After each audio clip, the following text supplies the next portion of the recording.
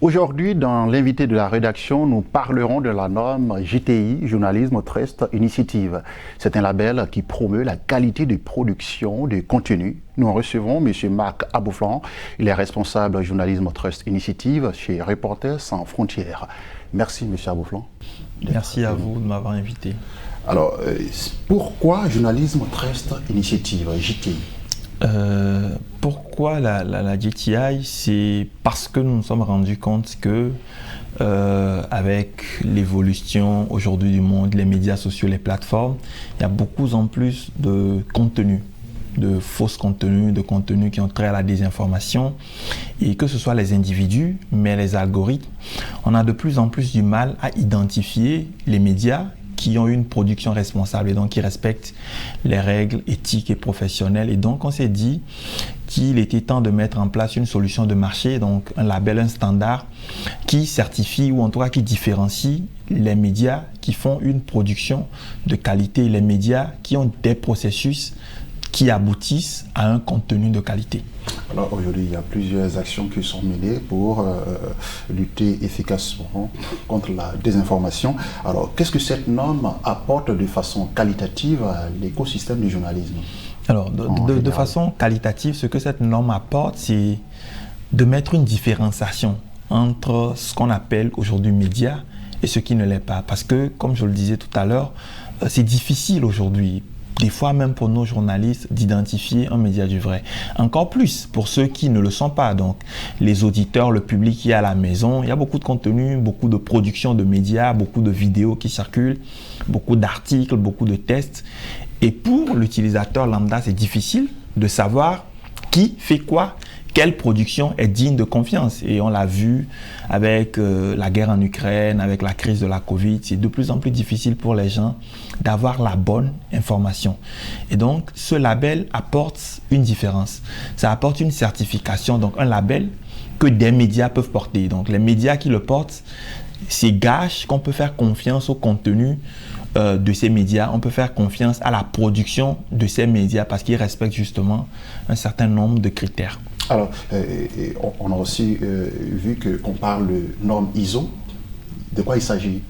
Parce que notre label est une norme de type ISO. Donc, ça a été développé par plus de 130 experts de par le monde entier. Et donc, le processus de l'engagement du média au sein de la norme jusqu'à la certification est un processus de type ISO. Nous avons un processus indépendant, autorégulé, testé, qui implique tout un certain nombre d'acteurs qui nous permet, in fine, de nous dire aussi qu'un média qu'on certifie est un média vraiment auquel on peut faire confiance. Le contenu de ce média, ou en tout cas les processus de ce média, ont été vérifiés à plusieurs niveaux et sont certifiés crédibles.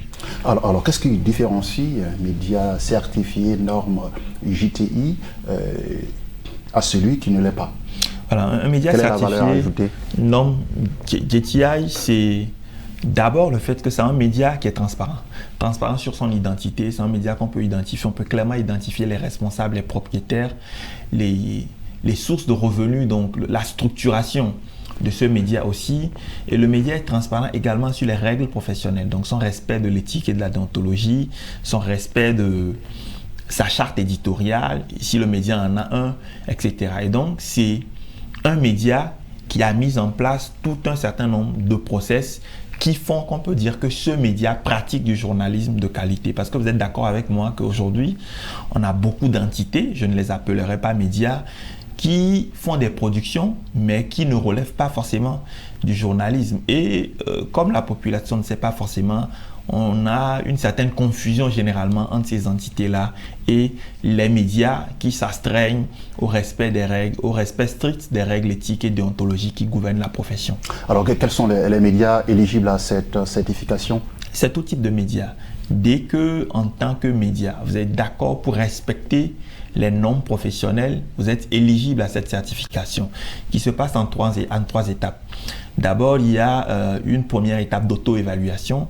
Donc, vous évaluez vos pratiques actuelles par rapport au standard de la norme. Ensuite, il y a une seconde étape où vous publiez ce qu'on appelle un rapport de transparence, c'est-à-dire vous êtes transparent par rapport à votre pratique éthique. Et puis, il y a une troisième étape qui est la certification. Donc, c'est un audit fait par un certificateur accrédité, là encore, et c'est à l'issue de cet audit-là que vous obtenez ou non le label en fonction de votre conformité aux différentes clauses du label. Alors, quel avantage pour un média d'être certifié JTI? Le premier avantage, c'est l'avantage crédibilité. Parce qu'un média certifié, la population peut lui faire confiance les yeux fermés. Vous savez que c'est un enjeu aujourd'hui pour les gens de savoir à quel média faire confiance.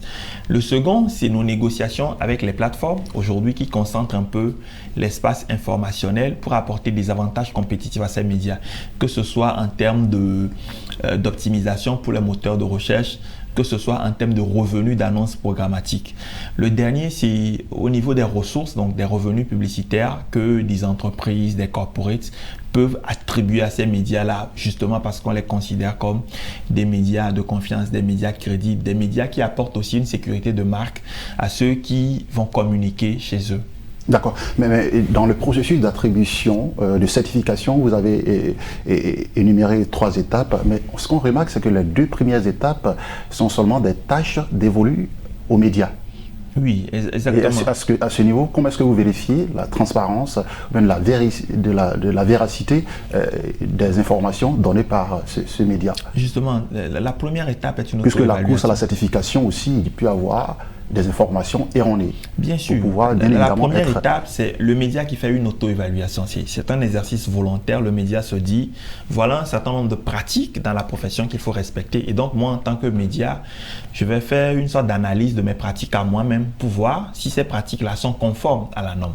Une fois que je finis cette étape-là, je passe à la transparence. Et donc, je dis à mon public, à mon lectorat, à mes partenaires que je suis engagé dans un processus de qualité, comme tous les processus de qualité. Et donc, à ces 2 étapes-là, c'est le média qui est totalement responsable de ce qu'il veut bien mettre à disposition du public comme information.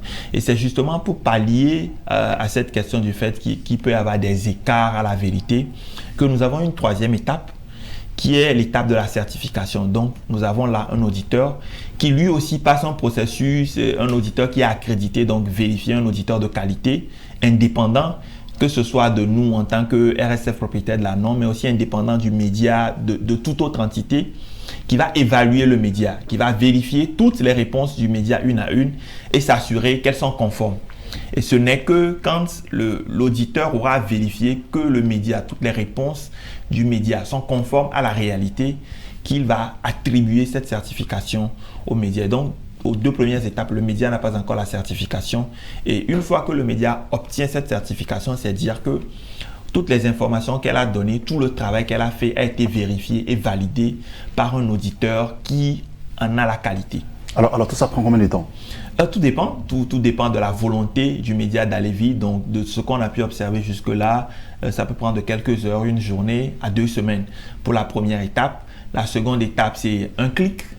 Et la 3e étape peut prendre aussi de 1 mois, puisque c'est un audit. Et des fois, on peut remarquer des écarts au niveau de l'audit. Donc, il y a un premier audit et un premier audit. À l'issue du premier audit, s'il y a des écarts par rapport à la norme, l'auditeur adresse aux médias des éléments à corriger.